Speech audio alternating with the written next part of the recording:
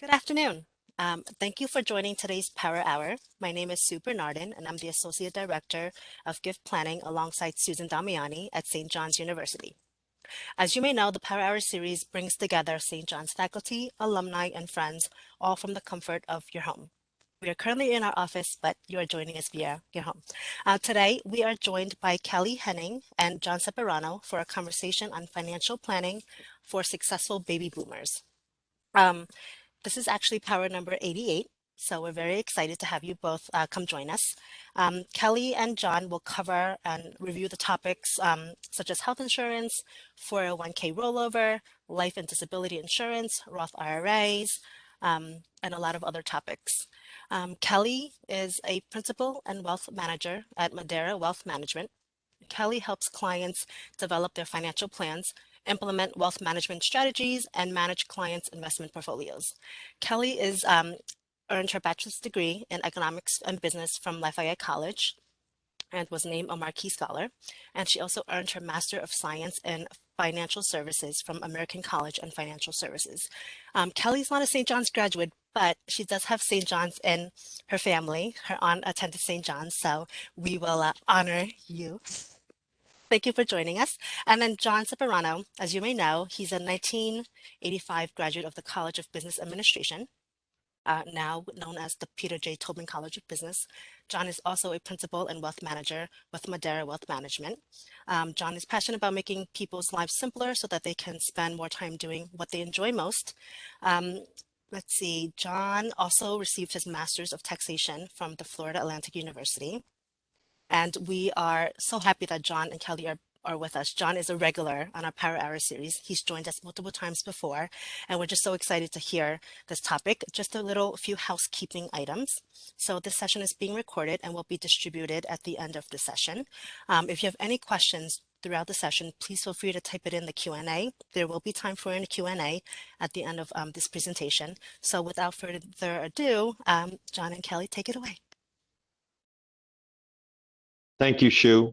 Kelly and I got together and we went over and developed some questions that we thought would be conversational for the both of us to kind of go over and put things in perspective with some examples and some associated stories of how some of the planning could be implemented. So today we're going to go back to some of the topics that were posed when we put this topic out, the general year-end planning. And we'll go back and forth and basically have a discussion about these issues. At the end of the presentation, please feel very comfortable to ask us questions. We'll try to keep the discussion part to until about 1:45 Eastern Standard Time. And then we'll have about 10-15 minutes to go over any of your questions. Kelly, what's the first question that we were trying to cover today? Okay, so our first question is a two-parter. So part one, can I retire and how do I prepare for retirement? And then tiered with that, what critical decisions do I need to address that will affect my overall financial life? So with questions brings more questions. So the first thing you need to ask yourself is, how much are you spending now? It's important to take stock of your monthly expenses coupled with your annual expenses. Part of what goes into retirement planning is also figuring out in your early retirement years, how will your expenses differ from when you're working? What we see with a lot of our clients is once they retire, those first 5 years of retirement, their expenses are actually higher than what they were when they were working. And why is this? They're traveling, they're seeing friends, they're seeing family, they have more time to enjoy hobbies. So keep that in mind as you decide on your budget as you transition to retirement. The other thing you need to do is do some research, see what your Social Security benefits are. We recommend that all our clients log on to the Social Security website, check their benefits. If they're married, also check their spouse's benefits, as well as, if they're widowed, if they're divorced, there's also additional benefits that can come into play in those situations. So really educate yourself on what your expected Social Security benefits are. John, what else do we need to think about?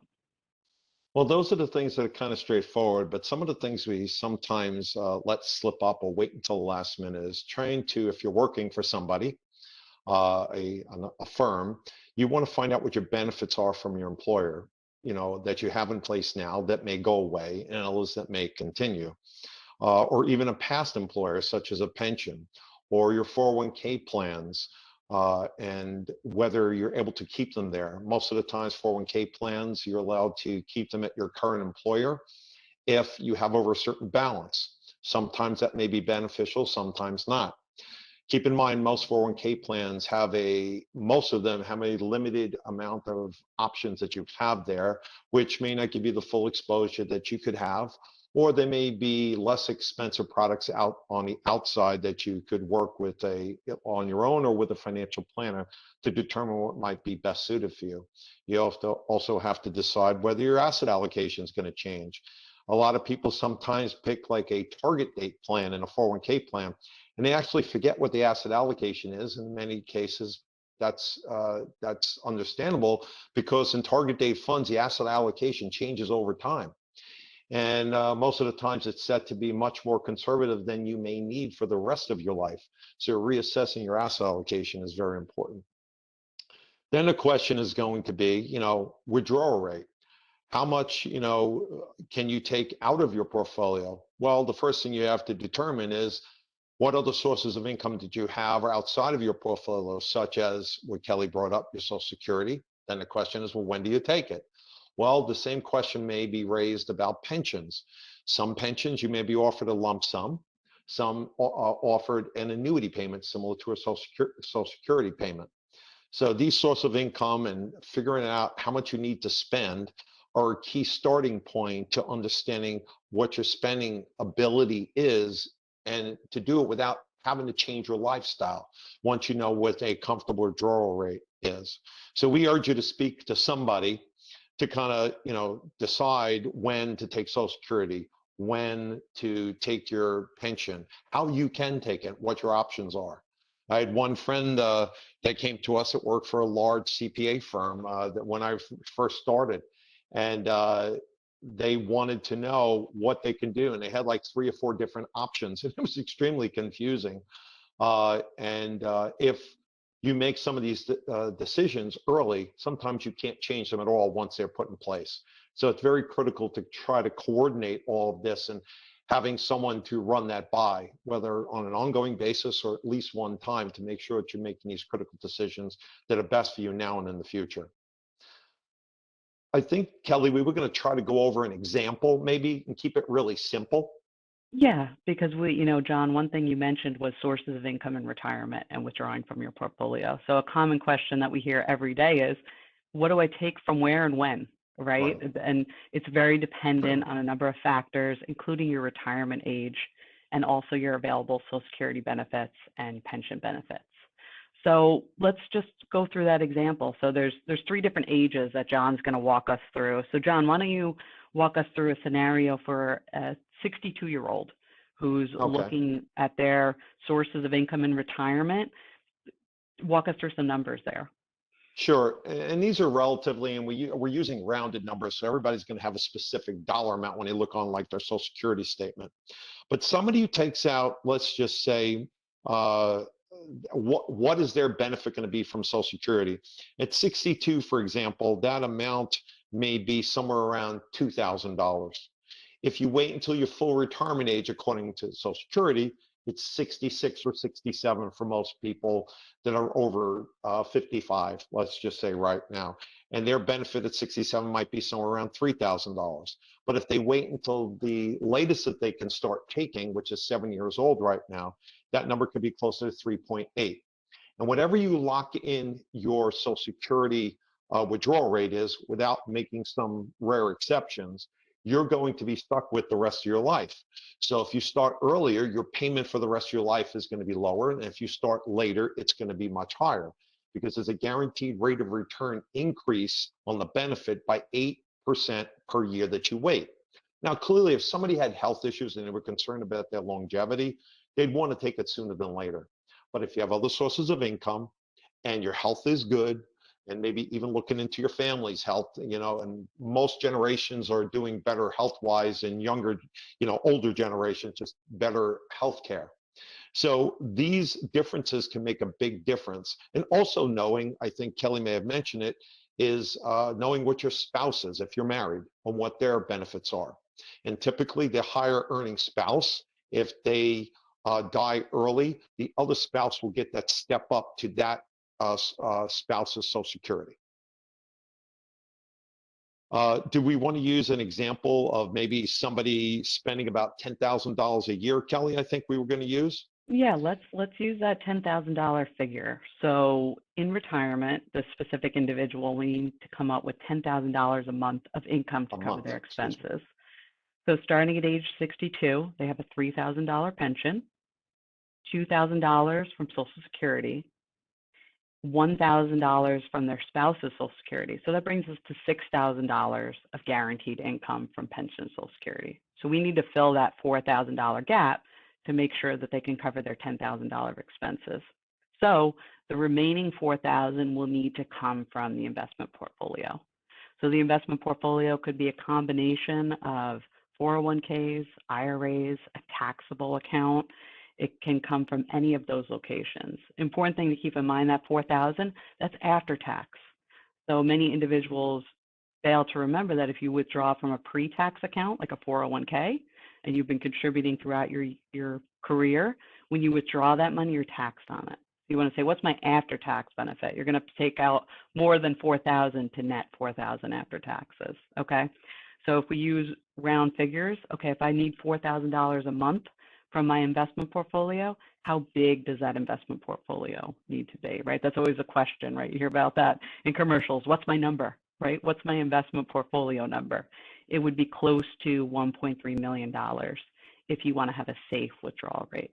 Safe withdrawal rate means you can maintain that withdrawal rate through your retirement without worrying about depleting your funds down to zero and not having enough to live on. So that's the example at age 62.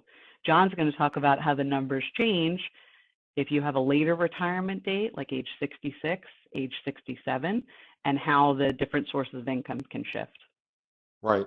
Now thank you, Kelly. Now keep in mind while you're waiting, you're going to have to, if you're pulling out of your, if you want to wait until start your Social Security until 67, well, you only have then the pensions that we were talking about. So you're going to have to fill that void.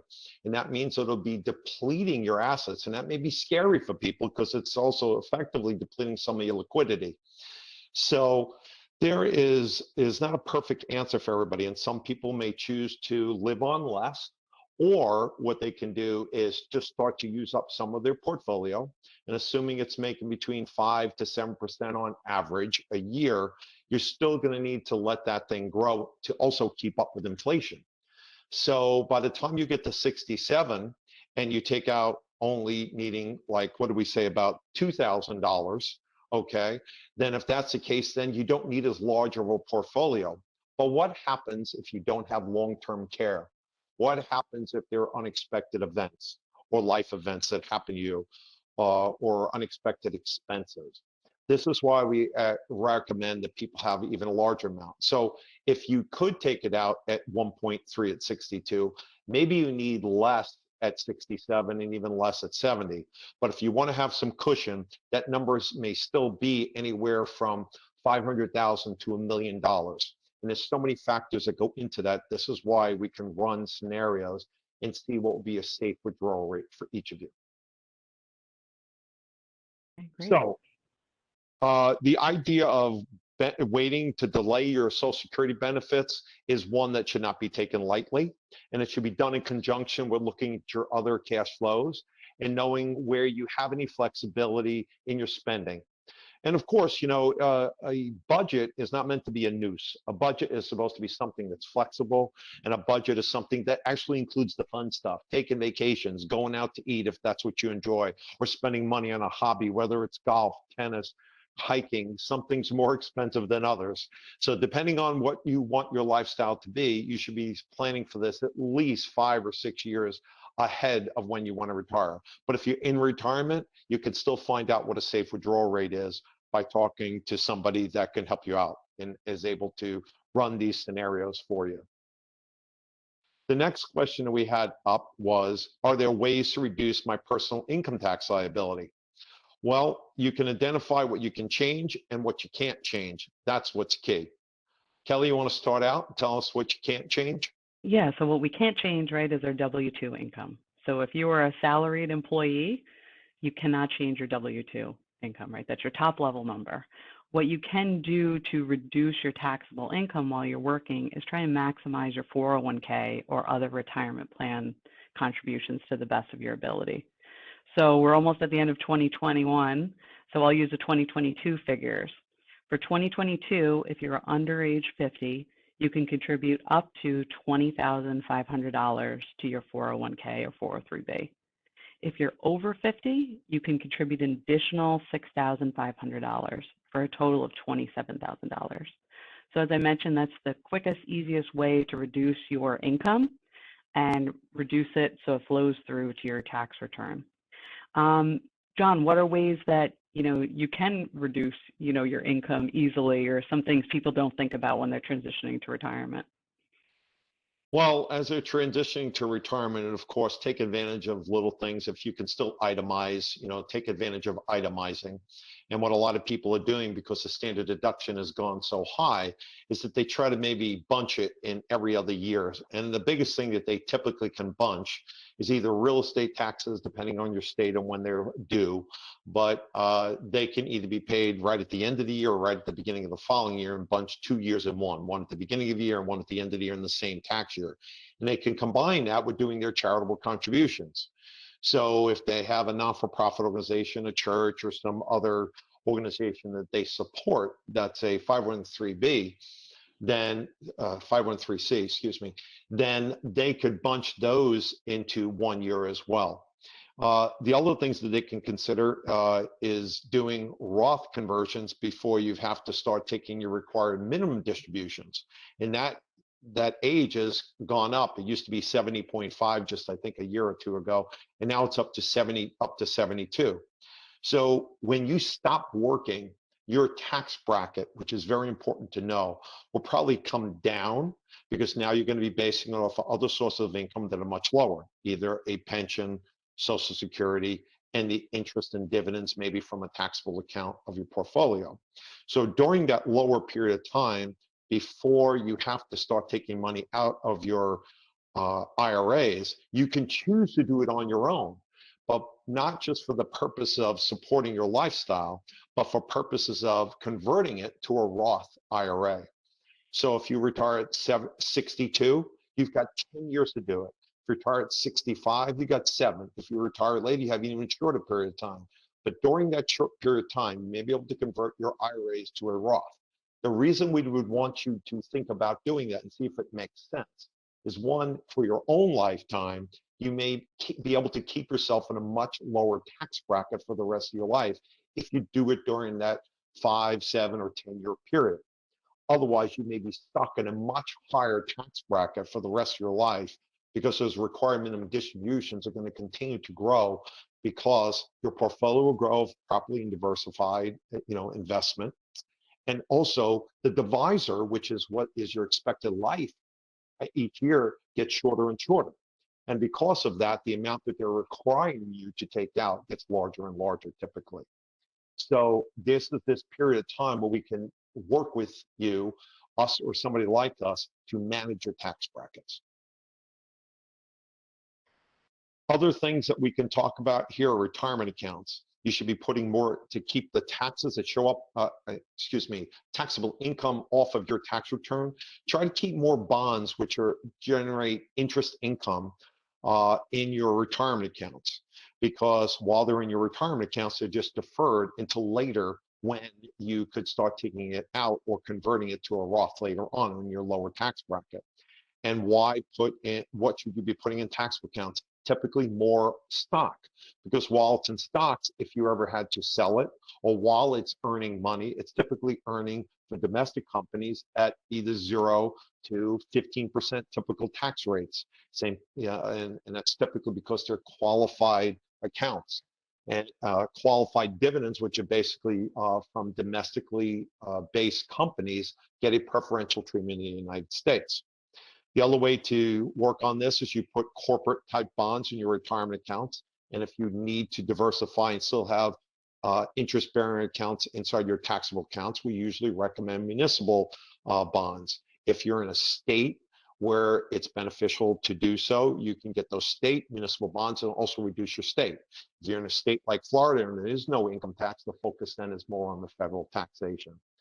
So those are some of the things that you can do with regards to your investments and where they're placed so that they can throw off less taxable income when you're in higher income tax bracket years.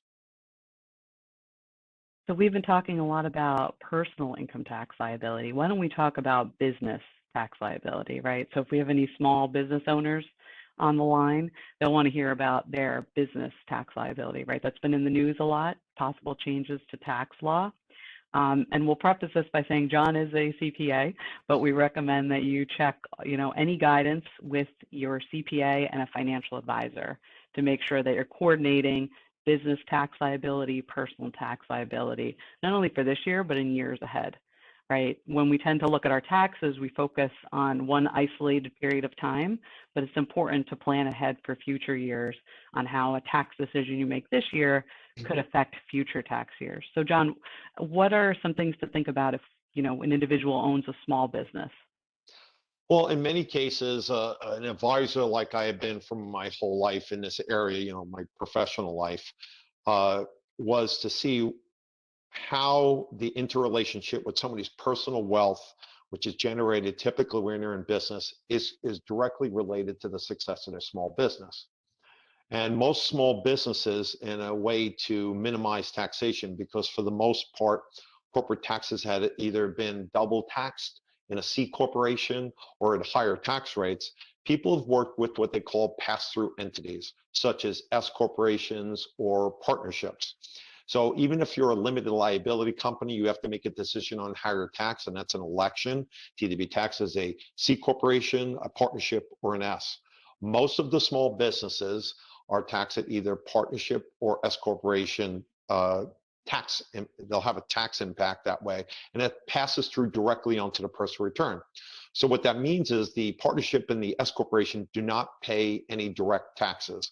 They basically are a conduit that pass on through what they call K1s, which are your distributable share of your income. So if you're a 100% owner, you get 100% of it. If you have other partners or shareholders, they get their percentage of it equally, based on whatever the percentage is actually. And what that does is it passes it on to your personal tax return. And that is then combined with the wages, if you're an S corporation, onto your tax return, along with your interest, your dividends, your spouse's income, if that's the case, or any other sources of income. And the way to look at things there is to look at retirement plans that could be more beneficial to you, that may extend way beyond just 401k plans, such as profit sharing plans or cash balance plans. So there are ways to go over and look at ways to reduce your taxes, but that should be done in conjunction with a CPA and a financial planner that understands taxes. Like in my case, I'm still a CPA, and I still understand this stuff, and I actually wind up taking many credits a year and very versed in having the conversations with the CPAs, which makes the discussions a lot easier to coordinate. So having a financial planner and a CPA working together is, the perfect situation. We're going to shift gears a little bit, but we're still going to have a tax focus here. What are some tax-savvy ways to approach charitable planning for my family, as well as my favorite nonprofits? And I'll just start here by saying I think it's important that, if there are specific organizations or causes that you want to support, I think that's where you start, right? So there's all different ways that you can support charities, but the important thing to think about is, what are those organizations that are important to me, to my family, to my community? And what is a dollar amount that I'm comfortable in contributing to them, whether it's a once a year contribution, an annual pledge, a monthly pledge. I would say start there at what your personal and your family goals are for supporting charity. And we're going to talk about specific ways on how you can achieve those charitable goals. So John, why don't you start us off by talking about ways to support charity?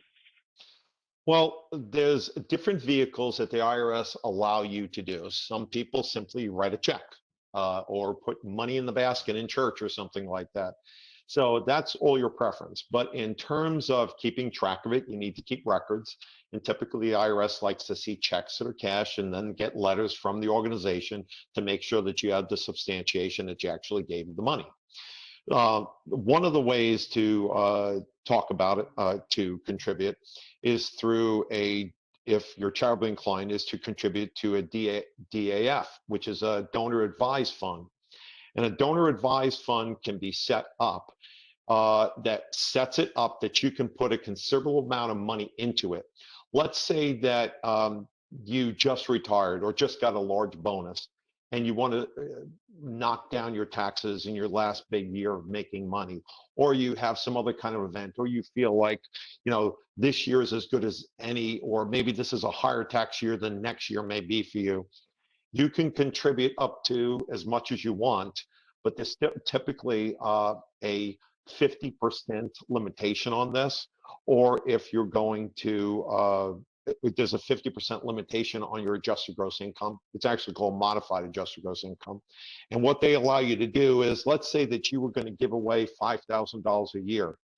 And if you just continue to do $5,000 a year and you no longer have a mortgage, or your mortgage is much lower, or your real estate taxes currently have been, up until the end of this year anyway, have been capped by the SALT limitations, which are basically saying you can have only up to $10,000, and you're a married couple, you may not be able to get above that standard deduction. So if you put a significant amount into a donor advised fund, you do not have to give it away right away to those charities, but you can get the tax deduction in the year. And in many cases, we've seen some of our clients say, I normally give, excuse me, $5,000 or $7,000 or $10,000 a year. And what they do is they put multiple years away into a donor advised fund, which basically holds these funds and can grow and it can be invested. But once it's given away, it is a charitable event. And if you do that all at one time, let's say $20,000 or $25,000 in 1 year, and then you can spend the next 3 years, 4 years, or 5 years giving it out to the charities as you need. That is one way to get a large deduction in 1 year. Kelly, can you talk about other ways once people have to start taking out required minimum distributions? Yeah, so there's a technique called qualified charitable distribution. The acronym is QCD. And at age 70 and a half, this is a strategy to consider. You can withdraw money from your IRA and contribute that money directly to charity. And that's beneficial from a tax perspective. You can't deduct that on your current tax year return, but you can contribute to a charity without having to pay taxes on that. So as I mentioned earlier, if you withdrew money from your IRA and used it for your regular expenses, you're going to pay taxes. If you withdraw to give those funds to charity, you do not have to pay taxes on it. So if that's a strategy that you'd like to consider, we definitely recommend coordinating with your CPA, because you will get a tax form showing you took the distribution, and your accountant will note that that was a qualified charitable distribution, which you won't pay taxes on.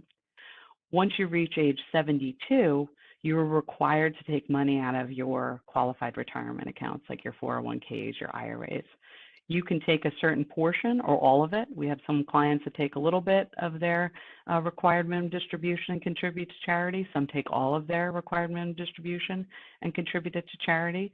But that's a good way to contribute directly to a charity, especially if you have large IRAs or large 401ks. So again, there's all different ways that you can contribute to charities. Finding the best way for you and your family to do it, we recommend doing it in conjunction with your accountant. That's a great segue, Kelly. One of the next questions we had here is, what would you need to have in place up to 5 years before you plan to retire, so you can retire when you want and how you want? Kelly, what comes to mind first? So the first one is a very broad question, but what does your retirement look like, right? So a lot of our clients will come to us and say, I'm going to retire in 30 days. We'll say, okay, what are you going to do with your time? I've been so busy, I haven't thought about it, right? That's a common question, right? So I would say, to John's earlier point, what hobbies do you want to pick up? How are you going to fill your days, keep your schedule going? That's an important piece in the mental shift that happens once you stop working. especially over the past years. And I know John and I have spoken with a number of clients. They haven't been able to have their full retirement that they wanted pre-COVID because they haven't been able to travel as much, haven't been able to see family as much. So keep in mind that if you're retiring in this period during the pandemic where you can't do that as many activities as you'd like to do, it may shift right in the next 6-12 months. So your retirement could look very different over time. The other thing, John, what's another big question on what you want your retirement to look like? Well, I have a personal experience with this one. Is one of the questions is, where do you want to live? Let's say you're up in New York and you just retired and you just got through 2 or 3 snowstorms, or you're up in Boston and you're locked in for one reason, or wherever you're residing. If you're already in Florida, you may feel like you're in paradise. You can't get any warmer without going to a Caribbean island. But I'll never forget, I was getting married. I was working in New York, and my parents came to the wedding and said, by the way, I knew that they were looking to move and get out of town eventually. My mom had arthritis from being in New York for so long, I guess, and the cold weather or whatever. She comes to the wedding. She goes, Johnny, I'm so excited. She goes, and guess what? Tomorrow I'm going to be moving to Florida. So one of the questions is, where are you going to live? Now, if you're going to stay close to family and they're near you with everybody's grown up and the kids are there, that's one story. Are you going to split your time? Are you going to be able to afford a house down south somewhere or further south? Do you like it that hot? So, or do you want to go somewhere in the middle? Or do you just want to do some more traveling? Some people, what they do is they combine their travel with the opportunity to see where they might like to live more frequently. A lot of times people couldn't afford to live in a city and do things. Maybe this pandemic has said, well, maybe I don't want to go back to a city. Others may say, I want to be close enough so I can do more cultural things, go to plays, go to ball games, do things that, more opportunities to do more fun events that are in a social setting. Now, that's made a lot of people think, as Kelly just brought up over the last few years, what's going to be safe. Hopefully, we can get back to some sense of halfway normalcy in the next year or so. And some of these things that we're still facing today are a little bit behind us in a safer environment. But knowing where to live, you may want to consider trying to rent a place for a month at a time. It's not as expensive as you think. The bigger fear would be maybe being away from family or friends or kids, or maybe that's what you need, is to get away from a month for one time. When I first moved to Florida many years ago, I called up my dad because we want our kids to grow up around their grandparents. I said, hey, Dad, next week I need you to help me build some shelves, do this, do that, and everything else. He goes, you need to take a break, son. He goes, your mother's got a long list for me. You're at the back of the line. So, but the point is, you've got to think about these things and where you're going to go. But Kelly brought up another point a little bit earlier, and maybe she can go into a little bit more deeper, is really taking stock of your expenses. Maybe things won't change as much as you think, other than possibly increasing. And most people think that they're going to decrease. But some expenses may go down. Maybe not right now if you just retired, because you probably weren't commuting. So maybe you got used to not spending money on commuting. But are there any other ideas there, Kelly, in terms of going into retirement or being prepared for it? Yeah, so I think it's important to itemize your expenses, right? So most of us live on this monthly figure in our head, right? Here's how much I spend on the basics. Here's how much is variable on my credit card. And, we can get to a round number of how much we spend each month. It's important to really itemize those expenses as you shift to retirement. What are you spending on the underlying housing expenses that you have, right? There's some things that have gone up since we've been home. Electric bills, right? We're spending more on air conditioning, more on heating, but we may be spending less on dry cleaning, as we shift to retirement. The other thing are the big items. Do you plan to do a house renovation, right? That's a big lump sum that you'll need the cash available. You're planning on doing a trip around the world. Again, another large lump sum expense you'll need to budget for. And then, just thinking ahead, what are those recurring expenses that you need to budget, right, that we don't spend on every year? But a car is a good example, right? Do you like to lease a car? Do you like to have a car every 3 years? Do you like to keep your cars a little bit longer? Do you keep them 7 to 10 years? So you're going to need to potentially lay out the down payment or finance a vehicle over time. So it's really getting your head around not only the monthly expenses, but also those semi-regular expenses that do we need a new roof on the house? These are all things that are not going to stop when you transition to retirement. So you need to take into account, changes in expenses over time. And as John mentioned, those are going to change, right? We've all heard on the news the past few months, inflation, right? We're all spending a lot more money on grocery bills, spending more on cars, spending more on travel. So those are some things to keep in mind that we need to be aware of, raising inflation. The Federal Reserve has said that'll hopefully start to level out sooner than later. But we do need to be aware of that over time. Yeah, one of the things I'd like you to, think about is this. We may be one of the fewer kind of firms that really encourage people to actually spend money, enjoy their life. They've spent the whole lifetime of accumulating their wealth. So, when you walk into a room, in some rooms, if you've had it like a dining room, you have a dimmer switch. Well, I want to call it a brightening switch. People are not used to all of a sudden spending money when their whole goal up until the day they retire was to save it. So to start spending it all of a sudden is in many ways kind of foreign and and sometimes actually scary unless you understand how much you can keep, how much you can take out and feel comfortable so you don't have to change that habit. Now, life doesn't have to be, linear. I like to tell people when they are about to go into retirement or planning for it, that once they get into retirement, think about it in 5-year increments. And I would try to make not a bucket list, but an activity list of the most active things that you personally either have put off or enjoy doing or would like to do. And you want to do that because I've seen people wait too long and then have health issues and couldn't do it. And their thoughts of this fun activity world, because they didn't know how much they could spend, they actually didn't spend enough.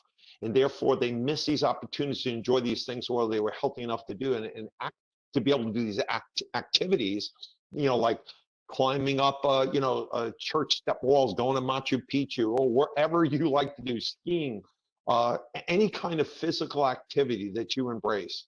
And try to stay as healthy as possible so you can enjoy the rest of your life, not be slowly breaking down over time.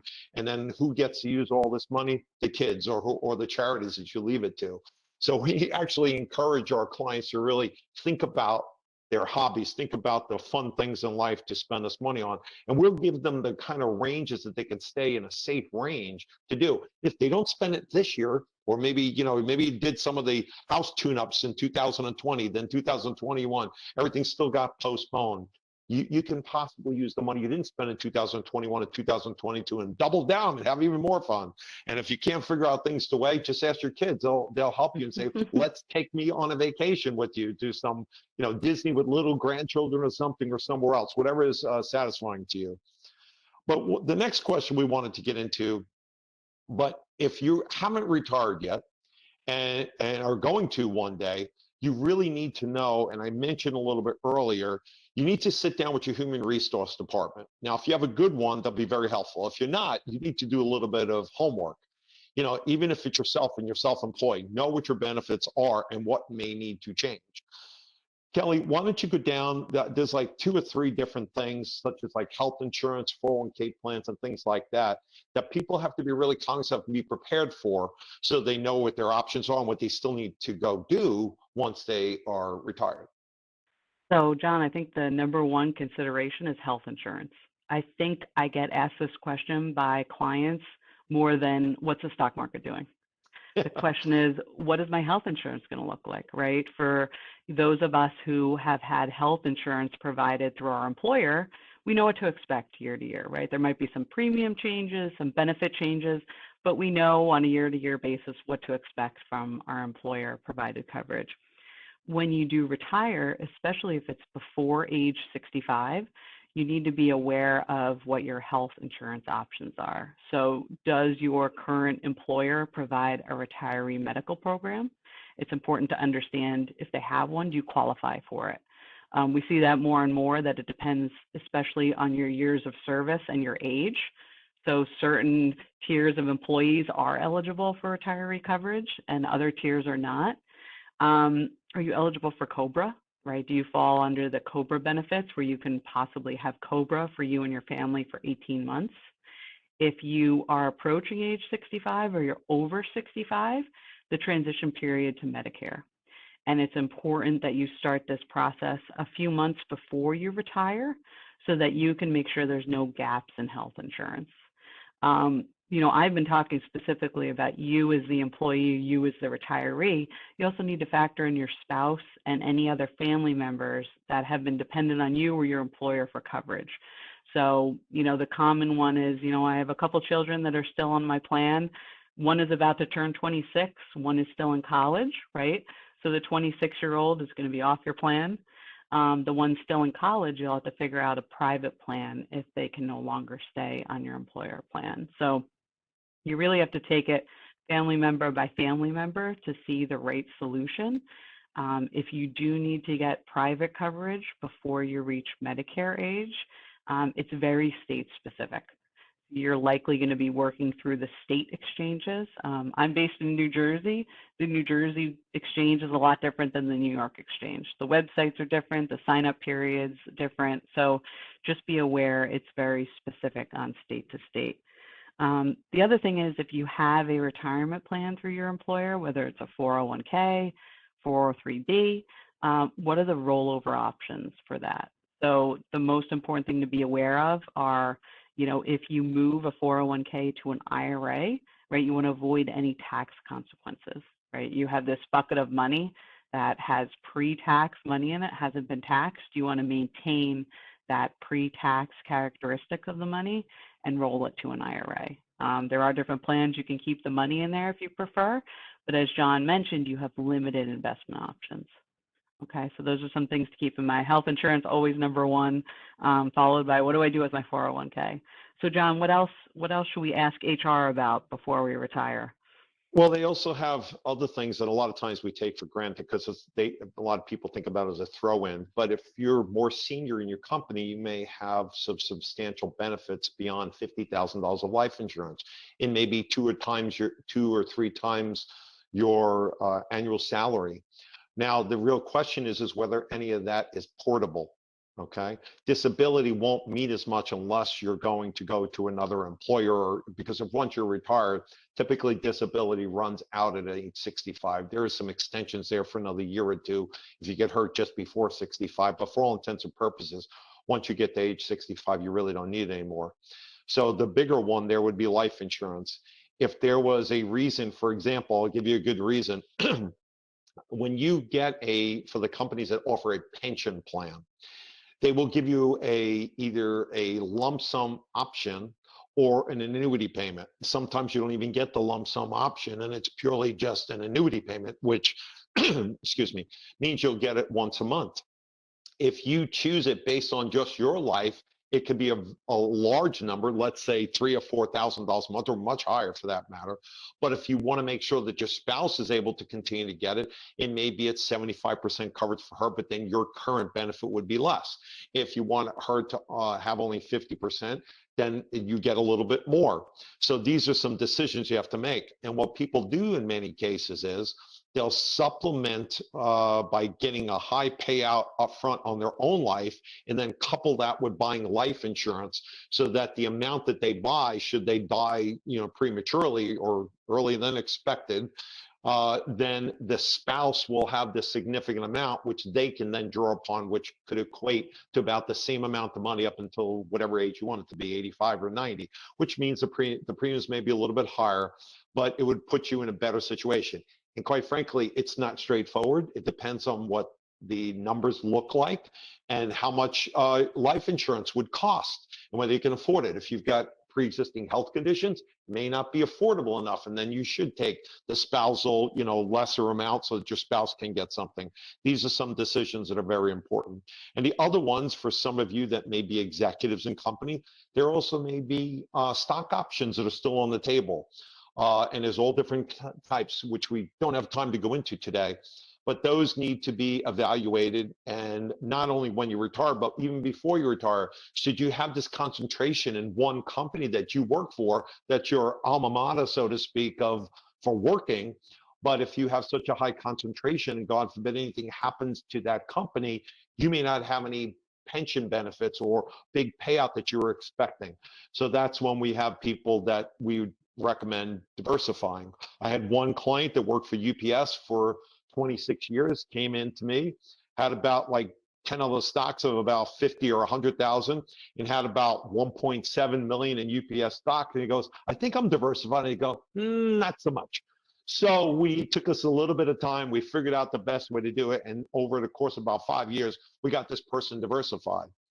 And it was very scary because should something have happened to UPS or any other company, and there's been many companies that I can mention that were Fortune 500 companies that went bankrupt or have drastically declined in value. And if that was going to be your lifestyle event, is using that stock and it's no longer around or pennies on the dollar, it changes your whole life. The next, John, yeah, go ahead. I was just No, going to go say, ahead, Kelly. we have about 10 minutes left. So why don't we answer our last prepared question and then we can shift to the chat box to see Sure, if anyone has absolutely. questions. So our final question was, as you transition to retirement, should you adjust your stock to bond asset allocation?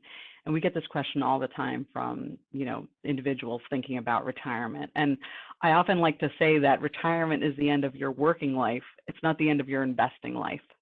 So your asset allocation is important for the next 30 to 40 years in retirement.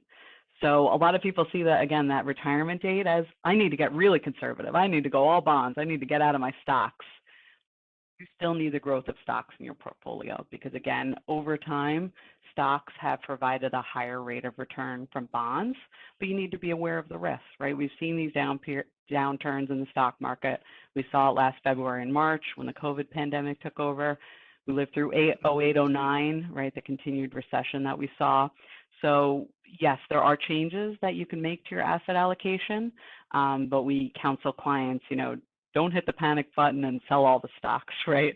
Don't go all into bonds because bonds have their own things to think about, right? You need to keep up with inflation, right? If inflation is running higher and interest rates are low, your bonds aren't going to give you much of a payout. So John, anything else to add about stock to bond allocation? Yes. When we first sit down with people, we talked about a little bit earlier, Kelly and I, is figuring out what your expenses are and how much money you need. And part of that number, we come up with what I call an emergency number. And that means if you needed access to cash relatively quickly and you needed to know that it would be there, the question is, how much should I have in cash? Even if it's in a super saver earning 0.55, money market account right now somewhere at an online bank, it's not earning a lot, but it may make you feel a lot more comfortable. And people that are working, we typically suggest at least 6 months to a year. People that are retired, anywhere from 6 months to a year and a half, if it makes them feel comfortable. But when we're talking about the stock to bond allocation, typically, whatever you come up with when you decide how much you think you'll be spending and you need to be taken out of that portfolio, let's just make believe that it is $4,000 a month that you need to take out of your portfolio, or that turns out to be the number you need to take out, and it's sustainable. Typically, what we want people to do, let's say they had $2 million overall in investable assets and in cash. Well, they take out the portion that they need in cash for 6 months to a year. So let's say that that's 50,000 to 100,000, and they put it into a money market account. Some people say that's too much money, I'm not earning enough. Well, that depends on whether you have other outside source of income, such as Social Security coming in and pensions, or know when they're going to come in after the planning's been done. And then what we try to do is say that typically to keep people's lifestyles in check without dramatic changes to it, we typically recommend that they have anywhere from 8 to 10 years in the bond side of the portfolio. So if they needed $4,000 a month, let's round up and call it $50,000, they should have anywhere from $400,000 to $500,000 in bonds. Because if they had to draw that down and it kept up with inflation, even after taxes, broke even, but they took that out, they know for the next 10 years, they can utilize that money without worrying about it fluctuating that much. Because if you design a bond portfolio, it should not have tremendous amount of risk in it because it's just there for cash flow and to lend a calming influence to your overall portfolio. So if it can last 8 to 10 years, what does that also do? That affords the stock market to go through its gyrations of highs and lows, to get to the averages, which is why you're in the stock market in the first place. And typically when you're in it for about 10 to 12 years, you're historically going to get the average rates of returns, which have been anywhere from 8 to 12% on any particular year. Now, we've been lulled into a sense, other than some fear mongering that goes out in the media, over the last 5 to 10 years of basically the stock market's been pretty much going up, although we had this one fear last year, which really had nothing to do with the economy, but did affect the economy. So that's why we recommend, and you look. So let's say that you had $1 million and you needed to put away $500,000 into your portfolio, into bonds, then that would equate to a 50-50 portfolio. But if you had $2 million, you could conceivably, without getting into whether you're sleeping at night here, you could do $1.5 million into the stock market, knowing you got the next 10 years covered for your needs out of the portfolio, even as it grows, of $500,000. But this is not just a science. The art is listening, understanding, and understanding what concerns you, what fears have. We all come with baggage, right? So with that, we design portfolios that will help you sleep at night, but still be able to maintain the lifestyle that you'd like to live that is conceivable with what you've saved to this point. So that's how we typically work on helping people design a portfolios. We can give you questionnaires and we can see what your risk tolerance is and all these lovely technical terms and everything else. But at the end of the day, when we show you percentages and numbers on how much it can go up and down, we can see in your eyes and your body language, even if it's over the video here, we can probably be able to see, and I like face-to-face personally, so does Kelly, that when we're able to see how you feel about that, it actually gives us a good indicator of where the good place for you to be is on designing your retirement stock to bond allocation. And if you've accumulated so much money, in many cases, you really don't have to worry about the portfolio going down because you're not taking out that much. And in some cases, you're effectively managing your portfolio for your heirs, even if it's a charity. So these are things to take into consideration when coming up with the right asset allocation and the design for you to enjoy the lifestyle, and ultimately who's going to get what's left over. All right, great. Thank you, John. So that is our prepared marks for today, but we're going to shift gears to the chat box. There's a great question in the chat box about college funding accounts. So I'll read the question to everyone. After funding 529s for grandchildren, I am told it is better to wait until their junior year to distribute from the 529, or else it will count as income on their FAFSA. Yes, that is correct. So as it stands now, there are a few ways to own 529 plan accounts. The most common is that the parent of the student is the owner, or the grandparent or other family or friend is the owner. If the parent owns the 529 account, 5.64% of the account value is counted towards the reduced eligibility for aid, right? So let's just round it. 5% of the value is counted against you for FAFSA aid. If a grandparent or other individual owns it, the distribution from the account is counted against you, not the asset value. So if you take a distribution, 50% of the distribution value will reduce your eligible aid. So you're correct, exactly, whoever asked the question. You want to wait as late as possible into the student's undergraduate or graduate career to make the distribution from the grandparent-owned plan, because you don't want it to count against the student's FAFSA eligibility. So yes, that's very important, understanding the different types of accounts and how they're either counted for you or against you if you're a student, if aid is considered. So yes, very important. Great question. Okay. I don't see any other questions in the chat box, so we'll give everyone another minute or two. If you want to type a question in the chat box, please do. And John and I could take those questions. Thanks, Kelly. I see a few in the Q&A, Kelly. Oh, okay, So great. Okay. I'm going to, let's say, read it. So target date funds reduce risk at near retirement, 50-50, but if at 72, you are still looking at greater than 20 more years. Should we be more aggressive, 85-15, especially when RMDs are playoffs? Not needed to cover expenses. How often would you adjust your mix? Apologies if my question is not coherent enough. Okay. Okay, Kelly, I'll start out. Maybe you can Okay, chime sure. in as Mm-hmm. well. When you're looking at your 401k, I think that's what you were talking about. Correction is what the person asked. I can't see the question directly. Uh, if this is your only source of retirement savings or savings in total, and some people it is, you have to come back to the discussion that I was just talking about in determining what your asset allocation should be. If it is part of the family's portfolio, meaning like you also have taxable accounts that you saved in, whether it's, cash savings, whether it's in a brokerage account, whether it's in your spouse's retirement account. Because when we design portfolios and help people, we are looking at them in totality. So you may have two retirement accounts and a husband and a wife, for example, that has, like 200,000 in one, 300,000 in the other. Maybe they got another 500,000 or more in a taxable account, or maybe they have a large retirement account and a small taxable account because that's where they saved all their money. You have to come up with a portfolio that's going to last you for the rest of your life.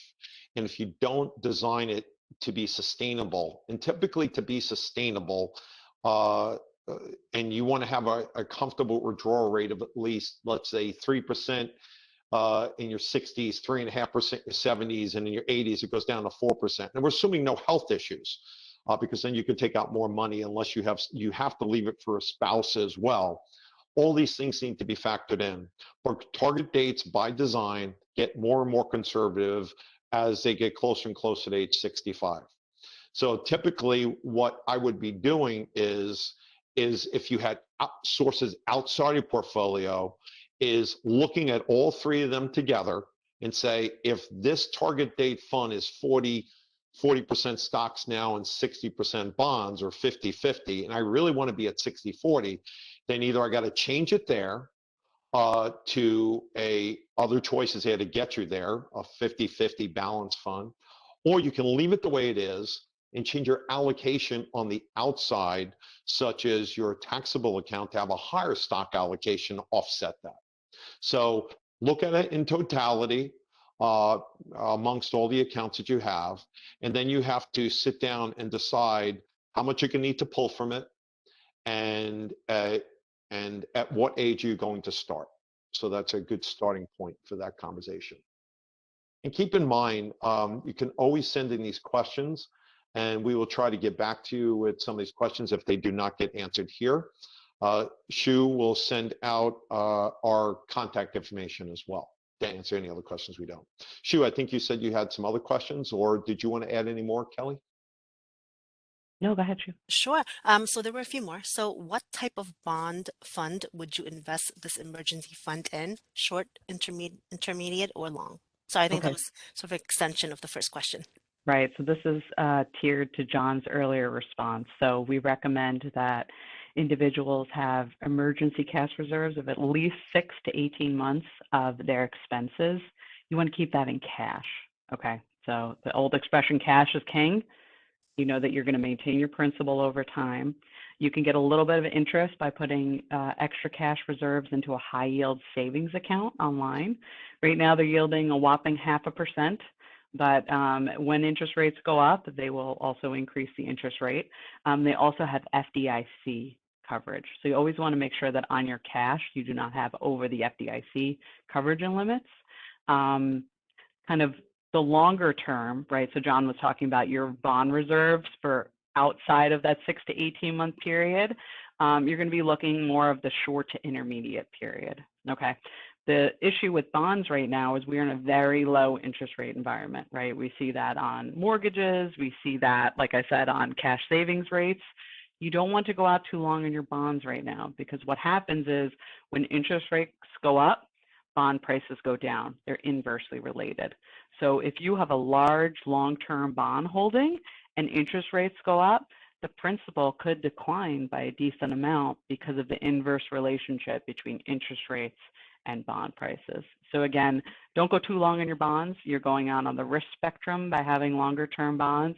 You want to focus on shorter, more intermediate bonds where you can still have the safety that investors expect from bonds without having too much of that principal risk that we see when interest rates go up. Yeah, the average duration on our bond portfolios is somewhere around 5 years, so it's not too far out. And therefore, the fluctuation of the principal value will typically not fluctuate more than 3 to 5% typically. And I think on our portfolios for the last 10 years, the worst that it went down at any one point in time was around like 2.9 or 3%.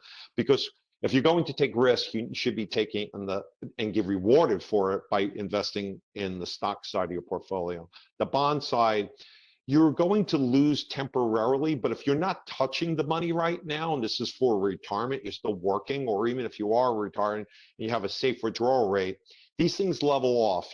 As interest rates arise, your bond portfolio may go down, like Kelly said, but at a certain point when it comes back up and it flattens out for 2 or 3 years, you have made up for any temporary principal loss there at that point in time, because then the bonds inside the bond funds have matured and been replaced with higher paying bond interest rate coupons. So it kind of goes ups and downs, but there's smooth curves, not sharp ups and downs like the stock market.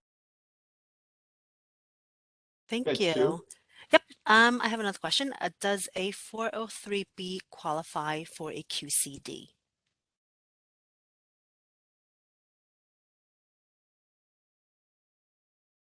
Oh, did you hear my question? Yes, Oh, I think it does. I can verify that, but 403Bs are the equivalent of a 401k plan. 401k plans are in profit-oriented companies. 403Bs are in non-for-profit organizations. So they're able to have those monies taken out. Am I correct, Kelly? Yes, as far as I know, they are allowed, but because each plan is very different with 403Bs and 401Ks, I would ask your plan provider. So That's true. each plan has a plan description document. So I would definitely, again, contact the plan administrator, ask for that document, because like I said, each plan is different and the company can dictate what the underlying rules are for that plan. So definitely check with the 403B provider. Mm-hmm. thank you. And I see one more question. As a young graduate who's going to enter the workforce this summer, what are the first steps that you can take to sort of prepare for your retirement decades away?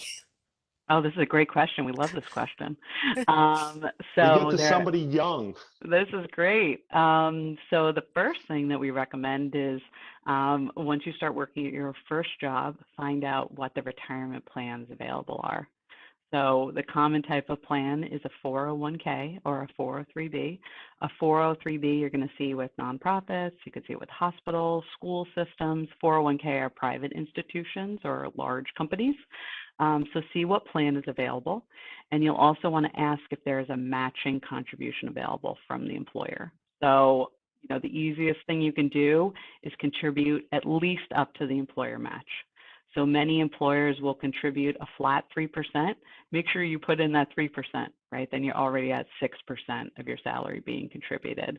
So that's number one. I always tell recent graduates, when you get a raise or bonus, pretend you didn't get it. Save that extra money. Whether you put in your 401k or you save it in a different type of account, kind of live the lifestyle you've been living and set those raises aside. If you want to buy a house, a car, save that money. The other cool account, which is our favorite account, is called a Roth IRA. So you can contribute to a Roth IRA each year as long as your earnings are under a certain limit. And those earning limits change every year. So you want to check that. But once you contribute to a Roth IRA, it grows tax-free over time. And when you withdraw them under the right conditions, it's a non-taxable event. So again, the best investment account you can have is a Roth IRA, and the best time to start it is when you're young. We have a lot of clients that started their Roth IRAs when they were in their 20s or 30s, and they've grown, and now they can use it in retirement without paying any taxes. So again, Roth IRA account, and check to see what your employer plans are. Yeah, that match that Kelly's talking about is basically a free bonus. You don't even have to ask for it. You don't even have to ask your boss. Go in and say, I think I did a good job this year. If they're offering, take it. If it's 3% match, take the 3% match. Most of those follow what they call a safe harbor rule. And what they try to do so that the higher ups or people making more money can even put money into profit sharing plans and all things. So what they typically do is they'll match up to your first 5%, 4%. But each plan is a little bit uniquely different. Some may offer even more. They can always offer more. So take that at the minimum, take that. So that's a great advice from Kelly. Thank you. That's super great advice. One final question. Is the capital gains tax liability of a home sale part of the 1040 filing? Yeah, so yes, it is. So the important thing to consider when you're selling your home is you need to understand what your tax basis is. So how do you calculate what your tax basis is on your house? First, you start with what your original purchase price was. So I'll use round numbers. You bought your home for $100,000. You did a big renovation, you put in another $200,000, right? That's increased your cost basis to $300,000. It's not your original purchase, it's any major renovations you've done. We're talking about a kitchen, we're talking about an addition. We're not talking about updating the paint colors or taking the wallpaper down. These are big renovations. When you sell the property, as long as you meet certain criteria, gains of $250,000, right, from my basis to what I've sold it for are excluded. You don't have to pay taxes on that $250,000 gain if you're an individual. If you're a married couple, you have a $500,000 tax exclusion that you don't have to pay taxes on. So again, step number one, figure out what your true cost basis is on the property. So your purchase price plus any improvements, subtract that from the sales price, and you could see if there is a tax liability or there is not. Okay. Anything else to add, John? You're the CPA, so anything else to add? I'll just tell you, just always make sure you keep the receipts. Everybody's like, oh, more record keeping, but you know, keep that. You know, I'll be the old rock and chisel guy here. Keep your little 3-leaf binder, or get a program where you can scan it in and keep track of this stuff, because you're not really thinking about selling your house when you're buying it, most people. And it's easy to start making improvements, whether it's a new fence, whether it's new sod. But other than painting and lipstick and rouge, as Kelly was alluding to, everything else will count. Any kind of new appliances, any kind of changing the kitchen, the bathrooms, the flooring, you know, any of those kind of things. You put shutters on your house, you put a new roof on your house. Keep track of all those things, because they will add up over time. You know, you wind up staying in a house 20 years, 25 years, you can easily put $50,000 to $100,000 into the house over time. That, without you keeping track of, you're either going to forget about or lost the receipts, and then you don't have any backup should you ever get audited. The chance of getting audited are very slim on these kind of things, but it's not going to be an issue if the sale of the house compared to even what you paid it is less than either the 250 or 500. So it's a moot point. But if it comes close, so you need that extra $100,000 so you don't have to pay any tax, keeping those records are going to be worthwhile. Thanks so much. Funny comment. Bought a house 50 years, receipts are scarce. Yes, we know. But I think that was all for all the questions. So I want to thank you, Kelly and John, so much for coming on again and just giving us such an informative and important conversation about financial planning. I think everyone has taken a few notes, key points away. I know I have my points and keynotes and scribbling them. But if you have any questions for Kelly or John, please do reach out to us, and I will filter those questions to John and Kelly, and they can get back to you with their professional expertise. But thank you again for joining us for our Power Hour series. We will be back in mid-January with our new Power Hour for the season, for winter and spring. So thank you again, and we look forward to seeing you. Best wishes for the holiday seasons. Merry Christmas, Happy New Year, and everything like that. So thank you so much for joining, and take care. Thank you, everyone. Bye-bye. Have a Thanks. great holiday. Bye. Be well. Be safe. Thank you.